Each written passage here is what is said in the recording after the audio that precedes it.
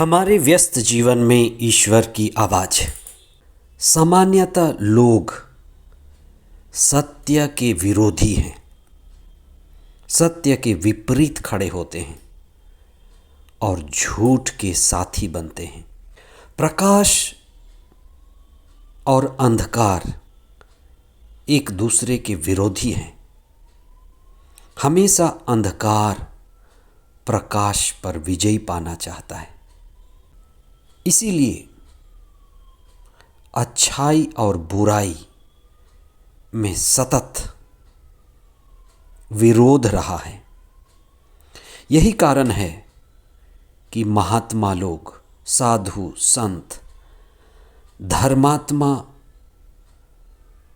बुराई के द्वारा, बुरे लोगों के द्वारा अत्याचार, हिंसा और हत्या के शिकार होते हैं। आज के पाठों में इसी बात पर हम चिंतन करें कि जब हम सत्य के साथ खड़े होते हैं, प्रकाश फैलाना चाहते हैं, प्रेम, आनंद और दिव्य गुणों में बढ़ना चाहते हैं, तो कई लोग हमारे विरुद्ध खड़े होते हैं। 40 का चौथा सप्ताह 4 अप्रैल 2025 शुक्रवार। पहला पाठ प्रज्ञा ग्रंथ अध्याय 2 पद संख्या 1 और 12 से 22 तक। संत यूहन्ना का सुसमाचार अध्याय 7 पद संख्या 1 से 2, 10 तथा 25 से 30 तक। जिस तरह से आग पानी को सुखाता है और पानी आग को बुझाता है, आग और पानी परस्पर विरोधी मालूम पड़ते हैं। ऐसे ही विरोधी हैं सत्य और झूठ। और कितने ही लोग झूठ का साथ देते हैं और जो सत्यवादी हैं, सत्यवान हैं, उनको सताते हैं। किस तरह से अंधकार प्रकाश पर विजयी पाना चाहता है। हर जगह अंधेरा है, सिर्फ सूरज प्रकाश अंधेरे को दूर हटाता है। वे परस्पर विरोधी मालूम पड़ते हैं। ऐसे ही दूत और भूत, सफ़ेद व काला, अच्छाई और बुराई, अच्छे लोग और दुष्ट लोग परस्पर विरोधी मालूम पड़ते हैं। आज हम इस पर विशेष चिंतन करें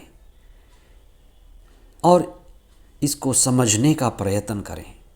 और धर्मशास्त्र, जहाँ अच्छे लोग, संत, महात्मा दुष्टों के द्वारा सताए जाते हैं, और ये 40 का काल इसी विरोधाभासी स्थिति को, जीवन को, परिस्थितियों को समझने का एक सुनहरा अवसर है। धर्मशास्त्र में इस बात का बार बार जिक्र किया जाता है कि दुष्ट खजूर की तरह बढ़ते हैं, फलते फूलते हैं। वे दुष्ट हैं, लेकिन वे साधु, संतों, महात्माओं और अच्छे लोगों का अपमान करते हैं, अत्याचार करते हैं, उनको नीचे गिराते हैं। कई बार नबी और महात्मा गांव से, शहरों से, भीड़ भाड़ इलाके से खदेड़े जाते रहे हैं। धर्मशास्त्र कई जगह पर इसका प्रमाण देते हैं कि उनको पत्थरों से मारा गया। कई बार भीड़ उनके पीछे पड़ी, कई बार पागल हाथी तक उनके पीछे छोड़े गए। यह भी एक कारण रहा होगा कि संत, महात्मा, नबी निर्जन प्रदेशों में चले जाते थे। उन जगहों पर चले जाते थे जो पहाड़ हो, एकांत हो, और वहाँ जाकर वे ईश्वर की संगति करते थे। ये उनकी मजबूरी भी रही होगी। धर्मशास्त्र में ये भी लिखा है, नबी का स्वागत नहीं होता।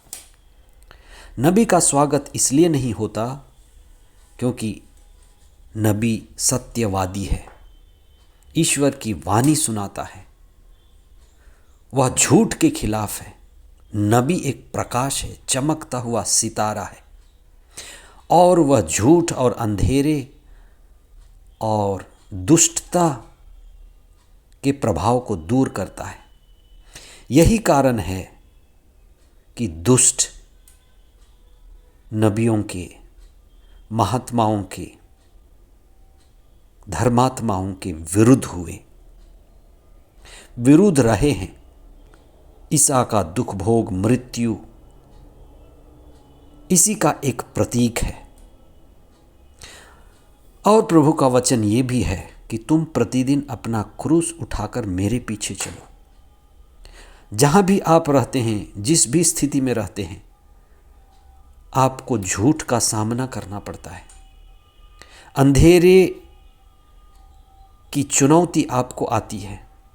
अच्छे मार्ग पर, सन्मार्ग पर चलने के लिए हमें कठिनाई का सामना करना पड़ता है। ईश्वर के साथ जीना, सच्चाई और अच्छाई में जीना तलवार के धार पर चलने के जैसे है।